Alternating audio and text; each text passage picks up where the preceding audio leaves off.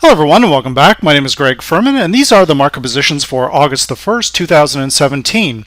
Now to get started tonight, our first trade is going to be in the Forex market. We're looking at the British Pound New Zealand cross pair, a very volatile cross pair. We were doing this pair just a few weeks ago. Now what we can see here is basically very heavy support sitting down here at 174.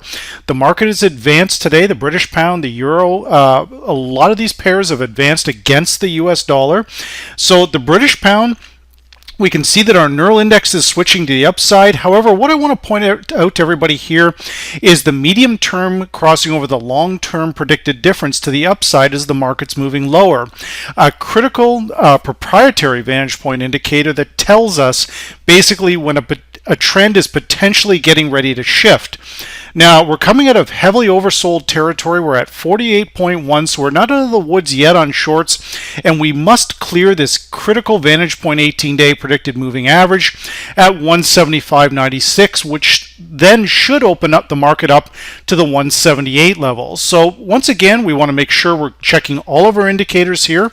Our short-term crossover, you can see that we have that crossover taking place off an identifiable support area. Now the market has tried to break through this 74 levels 1, 2, 3, 4, 5, basically 6 times, and it couldn't get through 174. So this is a very basic concept of identifying price action where there's simply no sellers down here. The buyers are starting to move back into the market.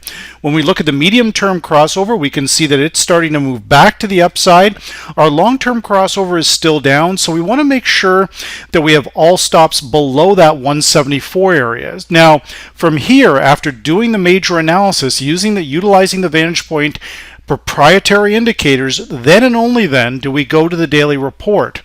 Now when we look at that close today for tomorrow, we're looking for a relatively minor pullback, and I say minor.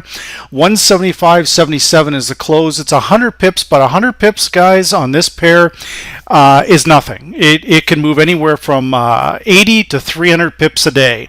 So we're looking for a pullback down towards this area, 174.80. We're then going to target 176.55. Now the other alternative we can do here, and again, all stops below 174, is we can play that breakout of 175.90, that critical vantage point 18-day predicted moving average, and buy on a break of that area. So there's two ways to trade this pair. What most traders will not do is they will not sell low and they will not buy high. But guys, if we have the confidence from the indicators, there's no reason why we necessarily can't do that. So on a break of this area, and again, I'll bring up that area so everybody can see it, 175.96, buying a break of that area is a reasonable play based around the strength of the British Pound US dollar currency pair. Now our second trade for tonight is going to again be in the U.S. Energy Sector. We can see light sweet crude oil is on the move back up above $50 a barrel. So that the energy sector is definitely a sector we should be looking at. Now when we look at our key vantage point level here, our 18-day predicted moving average on this particular stock, the Petrobras Energia PZE stock, that is the stock we're looking at for tomorrow. We can assess that our neural index is higher, our predicted short, medium, and long-term differences above the zero line, and they're all in agreement that this stock is moving higher. We've got a crossover on our predicted MACD, and we've retaken the 50 level on the predicted RSI when we're looking for a break of the 60 level to show momentum building in this particular stock. Now, with all of these indicators lining up in favor of this stock, we look at our individual crossovers. Our short term is flipped back to the upside. Medium term crossover looks excellent, but the long term crossover is really the key of what we're looking at from the VantagePoint software here. A lot of activity around 1106 with that close of 1119. Basically that long term crossover we can assess when we look at these charts. Basically we get one, maybe two a month, guys. So we've got one here. This tells me that this stock is likely on the move back towards that $14 per share. Now from here, once again, all we're doing is utilizing that all-important daily report after we've done the initial work of checking the VantagePoint indicators for price, direction, pivot areas. These are all key factors that we work into our trading.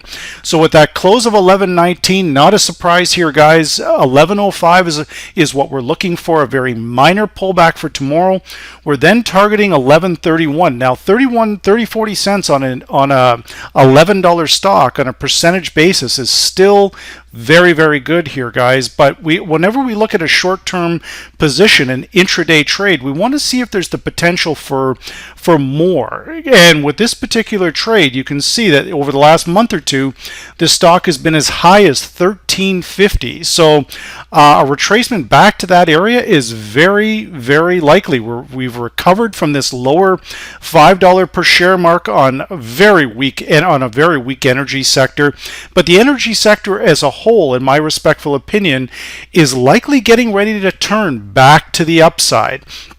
Now, when we further look at this stock, we want to make sure that all stops are below our most recent swing lows, below 10.40 per share, with ultimately we want to be looking back towards a minimum of 13.50 over the days and weeks ahead.